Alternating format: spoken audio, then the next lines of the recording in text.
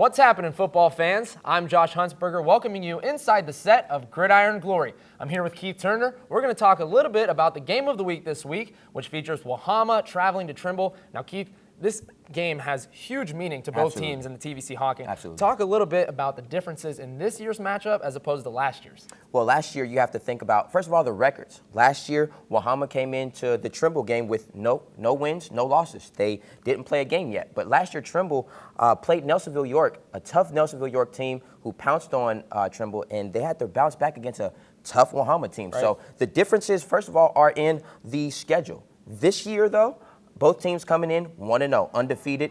Very great win for Trimble at Nelsonville York on the road. Connor Standyman Stanley, incredible. And then Wahama start off with a huge win as well against Fayetteville, 35-7. So both teams coming in undefeated.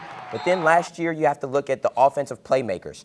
Dominant player, Isaac Lee, Gridiron Glory Player of the Year candidate, who accounted for 3 touchdowns last year. Anthony Grimm, touchdowns for those two. But this year, they're just going to be dependent on senior quarterback Trenton Gibbs, who has to have a huge game for this year.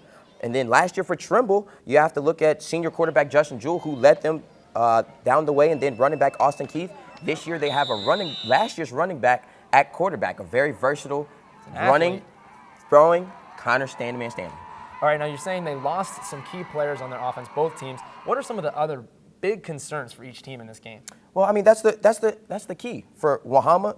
Offensive haymakers, and I call them haymakers because they knocked teams out last year. Isaac Lee, Anthony Grimm, those guys on the field together, they were dominant. But this year, who's going to be those haymakers?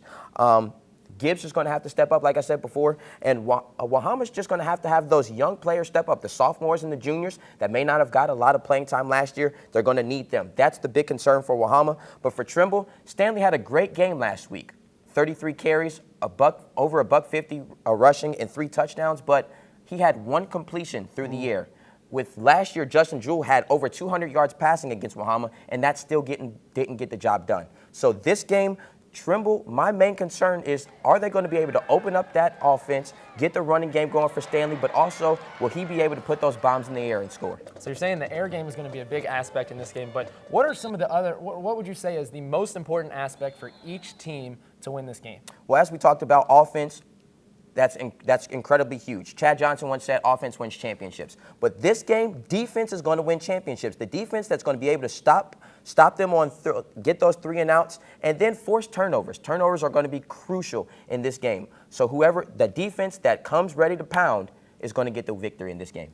All right, Keith. Well, real quick, I'm going to put you on the spot here. It's a big game. Can you give me a prediction and a final score as well?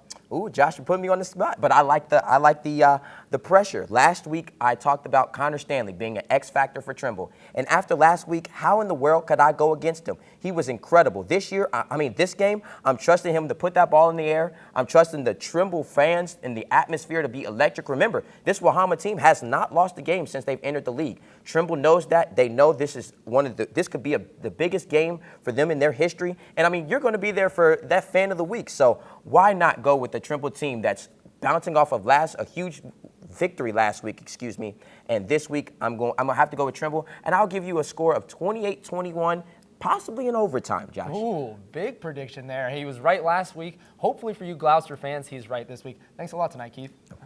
Now, if you want to catch highlights to that game, check out our show Friday night at 11:30 on WOUB. But until then, you can check out our website at woub.org/gridiron. But until then, for Keith, I'm Josh Huntsberger, reminding you that there's nothing better than Friday nights and Gridiron Glory.